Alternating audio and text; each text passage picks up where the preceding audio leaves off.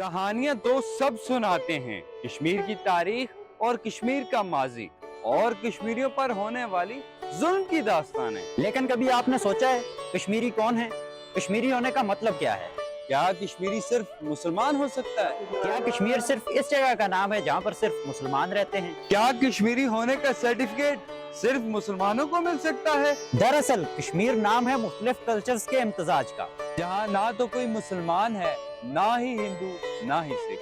आज हम गजा में मुसलमानों पर होने वाले जुल्म पे तो बात करते हैं, लेकिन क्या हमने कभी अपने इर्द गिर्द मौजूद माइनॉरिटीज की हालत जार का जायजा लिया है?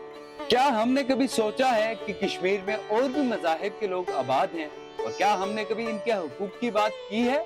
आज एक ऐसी दास्तान हम भी आपको सुना रहे हैं जिसके बाद शायद आपका सोचने का नजरिया भी बदल जाए।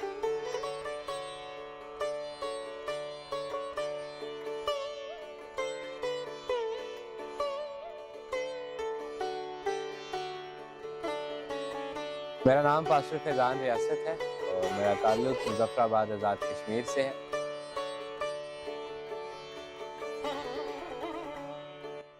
मैं एक क्रिश्चियन कम्युनिटी से बिलोंग करता हूँ। 1987 से जो है वो मेरे आबाओ अजदाद जो है वो यहाँ पर रिहाइश पजीर है। मैं मास्टर्स कर रहा हूँ AJK यूनिवर्सिटी से, और मेरी सिस्टर प्राइम मिनिस्टर सेक्रेटेरिएट में जो है वो as a PS to prime minister भी रह चुकी है।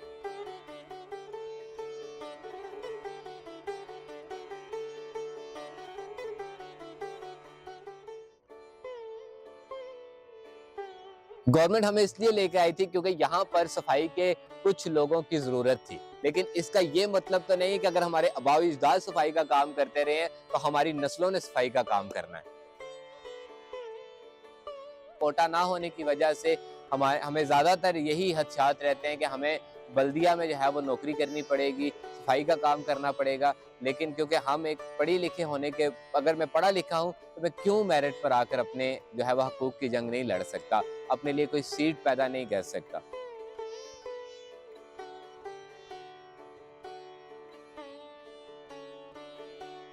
हमें ये बात कह दी जाती है कि आप लोग यहाँ पर रजिस्टर्ड नहीं हो। अगर गवर्नमेंट हमें लेकर आई थी, गवर्नमेंट ने हमसे ये चीजें एग्रीमेंट में कही थी कि हम आपके बच्चों को वहाँ पर कोटा भी देंगे, आपको एजुकेशन भी फ्री देंगे, हर चीज देंगे।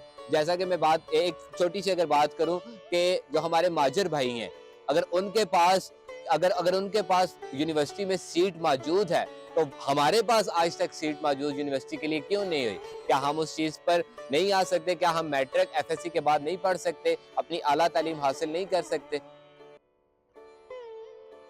इबादत गाह हमारे पास कोई मौजूद नहीं थी, लेकिन ये 1 साल पहले हमने स्ट्रगल करना शुरू की। ये स्ट्रगल तो हम 35 साल से कर रहे हैं। हम एक हाउस चर्च में जो है वो प्रेयर कर रहे हैं, एक घर में हम इबादत करते हैं, लेकिन उसके लिए भी हमें बहुत सारी रिस्ट्रिक्शंस हैं कि ऐसा ना करें, तबला ना बजाएं, ढोलक ना बजाएं। लेकिन अभी वाने के ब्रिगेड की तरफ से, गवर्नमेंट ऑफ आज़ाद जम्मू कश्मीर की तरफ से बहुत ज़्यादा मेहनत के बाद हमें जो है वो 10 मरले जगह जो है वो लॉट की गई है चर्च के लिए।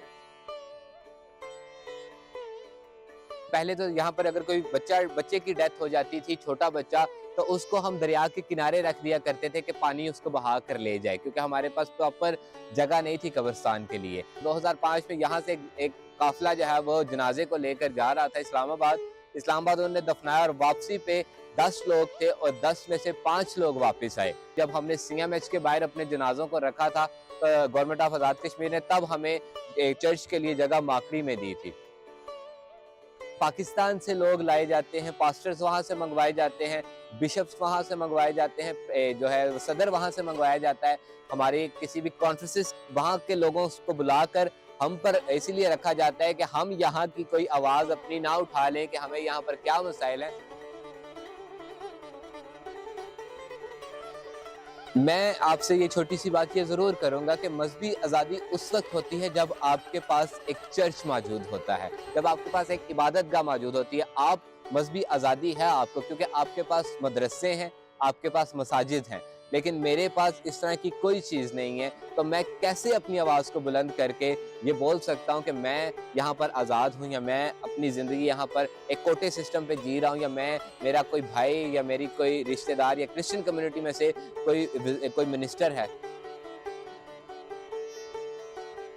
कि हमें 5 लोगों के जनाजे की वजह से हमें कब्रिस्तान मिला था, तो हमें ये बता दें कि हमें आगे कितने जनाजे देने पड़ेंगे कि हमें चर्च, हमारा यहाँ पर चर्च बन जाए, हमारे बच्चे सेव होकर यहाँ पर एजुकेशन हासिल कर सकें और हमारे बच्चे जो अपने मुस्तकबिल को सिक्योर कर सकें।